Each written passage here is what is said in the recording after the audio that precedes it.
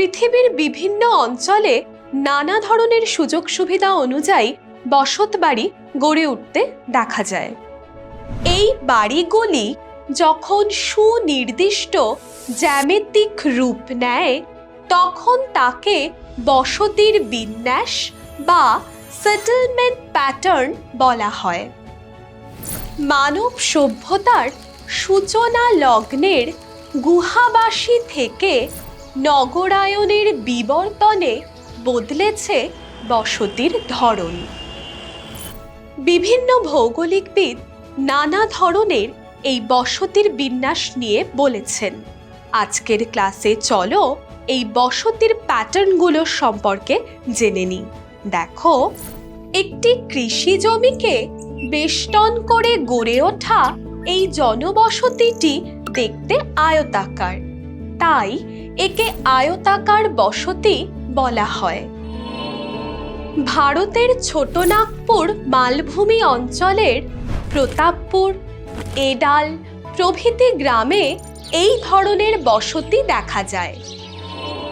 কৃষি জমি ছাড়াও দুটি রাস্তা পরস্পর মিলে আয়তাকার রূপ নিলে আয়তাকার বসতি গড়ে উঠতে দেখা যায়। আবার আমরা যদি ভারতের গাঙ্গেয় সমভূমির বসতি দেখি, এখানের বিস্তীর্ণ সমতল ভূমির জন্য বসতিগুলি বর্গাকার রূপ নেয়। দক্ষিণ আফ্রিকার কেপ টাউন শহরেও এই ধরনের বসতি দেখা যায়। তবে একাধিক রাস্তার সংযোগ, দিঘি বা জলাশয়ের অবস্থান প্রভৃতির কারণেও বর্গাকার বসতি গড়ে ওঠে।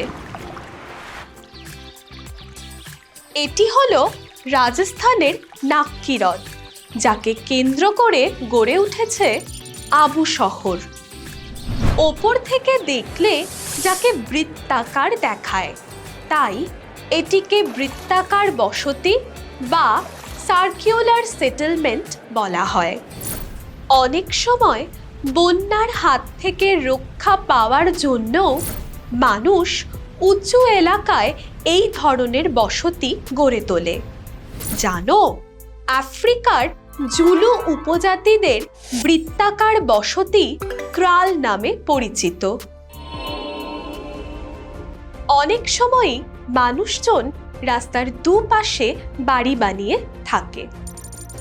সারিবদ্ধ এই বসতিগুলিকে বলা হয় রৈখিক বসতি।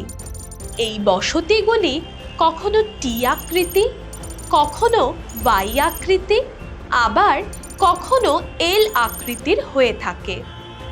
মেইনলি কোনো গুরুত্বপূর্ণ সড়ক পথ বা রেলপথের ধারে এই বসতি গড়ে ওঠে।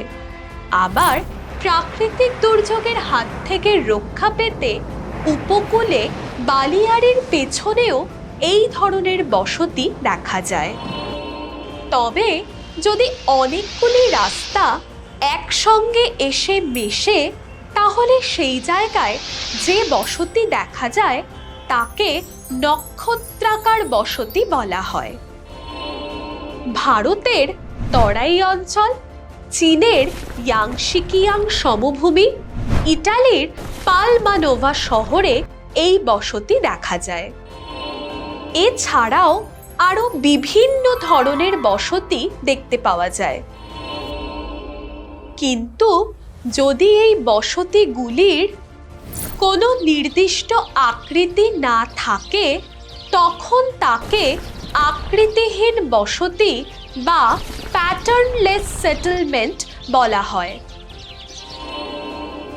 তবে কোনো বসতি চূড়ান্ত স্থিতিশীল নয়। ঐতিহাসিক প্রেক্ষাপট বিচার করলে দেখা যাবে আর্থসামাজিক পরিবর্তনের সঙ্গে সঙ্গে প্রত্যেকটি বসতির স্থিতিশীলতারও পরিবর্তন ঘটেছে।